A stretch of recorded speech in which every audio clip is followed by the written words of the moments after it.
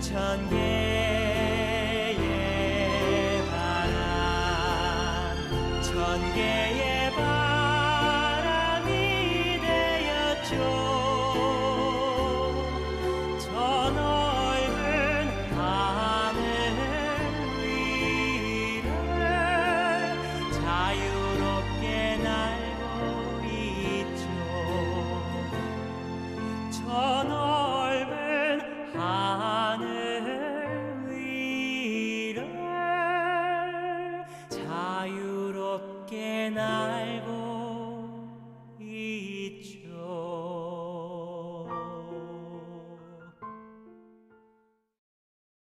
세월호 7주기입니다. 여전히 그날을 기억하고 보다 안전한 사회 만들기를 염원하는 시민사회를 대표해서 모셨습니다.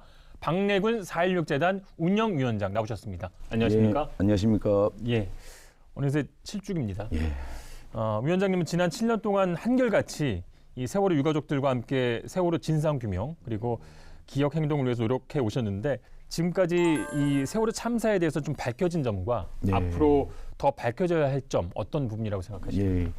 그 세월호 유가족하고 그 4.16 연대를 비롯한 이제 시민사회단체에서는 이제 첫 번째로 꼽는 게 왜 구하지 않았냐는 거거든요. 100분이라는 시간이 있는데 그동안에 왜 구하지 않았고 왜 거기 그 선장과 선원 몇 명만 딱 데리고 나갔잖아요. 예. 두 번째가 이제 침몰원인입니다. 침몰원인을 좀 밝혀야 된다라고 이제 하는 거고 세 번째가 박근혜 정권에서 왜 이렇게 지독할 정도로 진상규명을 방해했냐. 뭐 이렇게 세 가지로 좀 나눠볼 수 있는데 세 번째 과제 같은 경우는 상당히 많이 좀 밝혀졌습니다. 그래서 그런 부분에 대해서는 이제 재판도 또 기소도 되고 재판도 예. 진행이 되고 있고요. 근데 다만 이제 앞에 두 가지 부분은 지금 그 사회적 참사 특별조사위원회가 조사를 하고 있고 많은 부분도 밝히고 있는데 또 이게 조사를 하면 할수록 또 새로운 단서들이 나오니까 그걸 또 확인하는 작업들이 좀 진행되고 있는 거죠. 예. 그래서 이제 지금 이제 종합적으로 이런 그 하나의 단서들을 좀 모아서 이게 이제 이런 이유로 구조를 하지 않았다, 구조를 못 받았다. 또 이런 이유로 침몰이 이제 그 급격한 침몰이 발생했다라고 하는 것들을 딱 부러지게 이제 정리를 못 해놓고 있는 거지. 예. 이것을 위해서 하나하나 나가고 있다라고 생각을 하면 될 것 같습니다. 예.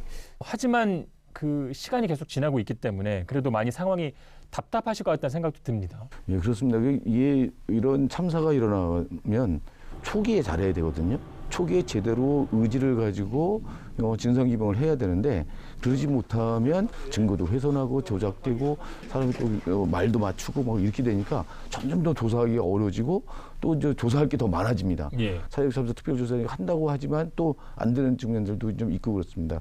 그런데 이제 여러 가지 이제 밝혀지고 있어요. 그래서 이제 예를 들어서 이제 그 7시간 동안 바다에 떠 있던 그 임경빈 학생을 예.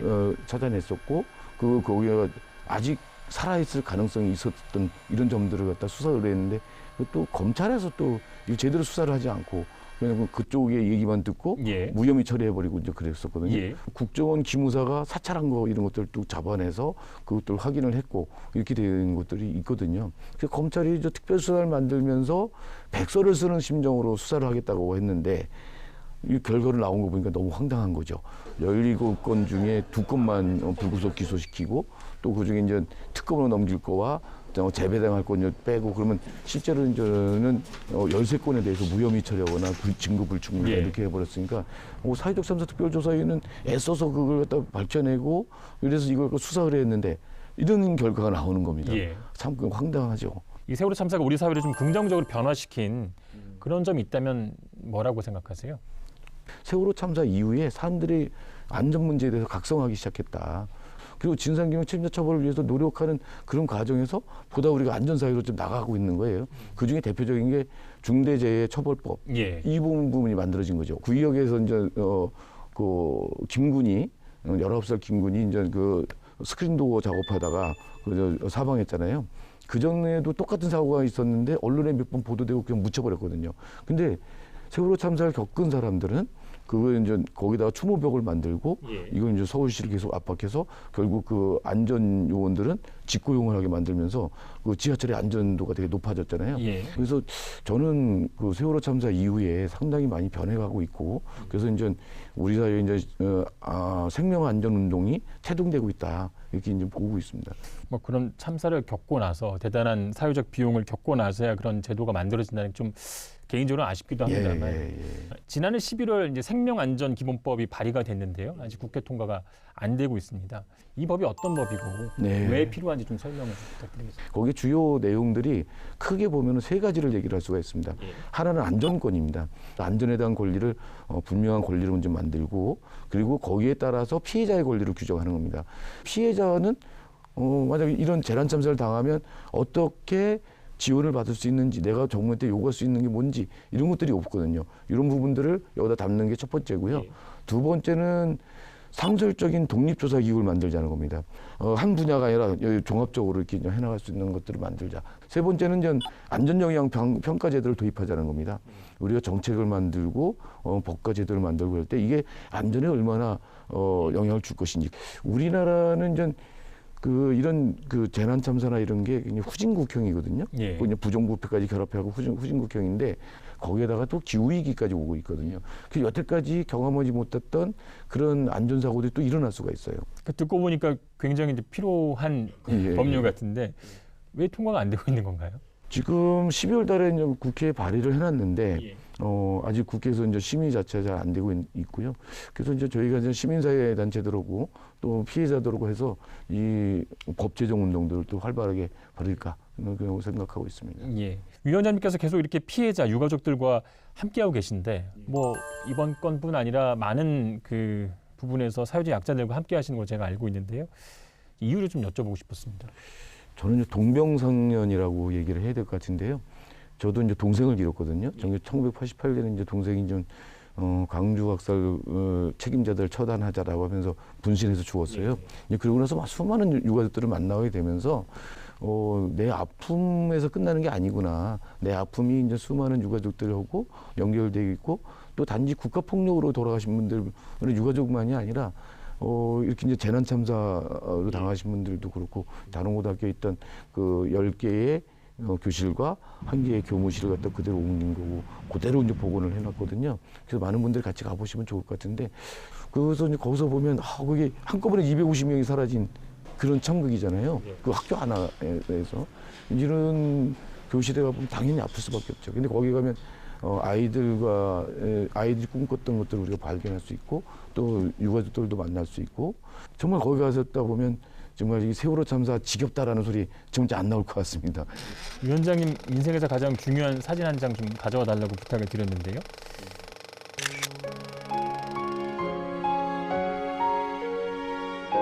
벚꽃이 좀 펴 있고요. 예. 그 뒤로 좀 장례 행렬인가요? 예, 설명 좀 해주시죠. 저게 이제 세월호 참사 1주기 때의 장면이거든요. 예. 2015년 3월 27일 날 정부가 시행령을 입법 예고했는데 그게 특별법을 무력화시킬 수 있는 그런 엉터리 특별법이었거든요. 예. 그리고 그때 이제 선체 인양하는 거, 세월호 선체 인양하는 거에 대해서 확답을 안 하고 있었고요. 가족들이 분노해갖고 그 광화문 광장에서 삭발을 하고 예. 그런 다음에 안산의 분향소에 내려가서 아이들 영정을 끌어내서 가슴에 안고 그 상복을 입고 행진에 가는 거예요. 근데 그 행진에서 1박 2일 동안 강원까지 걸어서 올라오는데 그 주변에 벚꽃이 쫙 펴갖고 그 바람에 이렇게 벚꽃이 그냥 흩날리고 막 이러는데 이 벚꽃은 유가족들한테 굉장히 가슴 아프거든요. 왜냐하면 단원고등학교 2학년 학생들 수학여행 떠날 때 단원고등학교에 벚꽃이 활짝 폈었던 거죠. 예. 그런 그 길을 걸어오는 모습이 아주 세월호 참사와 관련해서는 기억되는 장면들이 되게 굉장히 많은데 예. 그 유난히 그렇게 기억이 된 장면입니다. 한 2월 달부터 아파오기 시작을 해요, 가족들이. 예를 들어서 이제 광주 5.18 유가족들 같은 경우는 5월 달 되면 그렇게 아프거든요. 그래갖고 그때 이제 한 연구의 조사에 따르면 그 5월 달에 그 광주에서 소주 소비량이 엄청 늘어난다고 합니다. 예. 그럴 정도 힘드니까. 근데 그런 것처럼 여기 유가족들은 꽃 피는 계절이 오면 예. 굉장히 마음 아파오고 그 트라우마가 또 살아나고 막 그러죠. 예. 위원장님 그냥 말씀하시는데도 눈에 좀 눈물이 맺혀가지고요. 그 가끔씩 그러시나 봐요. 아니 그죠, 이게 괜찮다가도 이제 얘기하다 보면 이렇게 이제 또 예. 울컥하기도 하고 그때 예. 생각이 나기도 하고 뭐 그렇습니다. 예. 예. 가족들이 그래요. 우리가 이렇게 한다고 해갖고 죽은 아이들이 살아오는 거 아니지 않냐. 우리 아이들이 살아오는 게 아닌데 이 우리 아이들의 죽음을 헛된 죽음으로 만들고 이러지 않기 위해서 우리 엄마 아빠가 이렇게 노력했다. 그 나중에 떳떳하게 만나고 싶다 그러는 거거든요. 결국 유가족들이 이렇게 활동하면서 살아있는 사람들이 더 그 안전한 사이로 가는 거거든요. 예. 유가족들 그 비난하지 마시고 이렇게 손잡아 주시고 응원해 예. 주셨으면 좋겠습니다. 대법원으로부터 중요한 판결을 좀 받았습니다. 예. 이제 뭐 명예훼손에 대해서는 이제 파기환송심 판결을 받았지만 예. 이제 집시법 위반에 대해서는 유죄 취지 판결이 내려졌는데 많은 시민단체에서 이 판결을 또 이제 규탄을 하고 있습니다. 당사자 입장에서는 어떤 아쉽죠. 이게 그러니까 2015년 일주기 추모대회 때 그걸 주도했다는 이유로 그런 거거든요. 그때 당시 박근혜 정권이 이게 세월호 참사와 관련해서 추모 행사도 못하게 막고 그 시민들하고 같이 가서 광화문에 있는 분향소에 가서 국가꽃 한 송이 평화조로 가서 놓겠다 이런 것도 막고 그랬던 것들에 대해서 경찰의 조사를 갖고 검찰이 기소했잖아요. 그걸 그대로 법원이 인정했다고 하는 게 저는 되게 화가 나는 거죠. 당시에 그럼 어떻게 했겠냐? 그럼 추모 행사 하지 말아야 될까? 우리 기억하지 않는 행사 하지 말아야 될까? 이미 이제 헌법재판소에서 그게 이제 그 과도한 그 공권력 행사다. 차벽을 행사했고 그 캡사이신 쏘는 거 이런 것들이 과도한 공권력 행사라고 결정까지 났는데 그런 거에 대해서 대법원이 바로 잡아주지 않고 이 명예훼손 부분만 무죄 취지 파기환송한 거라서 정말 좀 화가 나죠. 뭐 오늘 좀 쭉 말씀해 주셨는데 여전히 세월호 참사에 대해서 좀 밝혀져야 할 것들이 많이 남아 있고요. 아직도 세월호냐라고 하는 분들도 있습니다. 예. 우리가 계속 세월호를 기억해야 하는 이유 마지막으로 뭐라고 생각하십니까? 저희는요, 우리는 한때 재난참사공화국이라고까지 얘기를 했었거든요. 그 이유는 뭐냐면 이전의 참사를 너무 쉽게 잊어버리거나 지워버렸기 때문에 그렇거든요.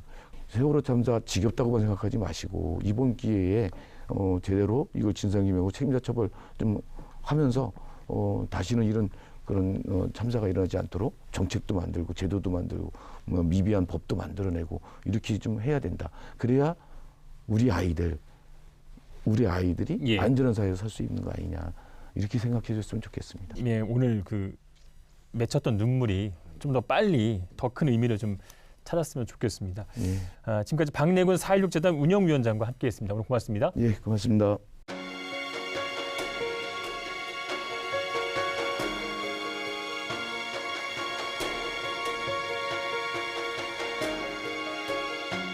네, 시사토크 알고리즘 다음 주에 더 열심히 준비하겠습니다. 감사합니다.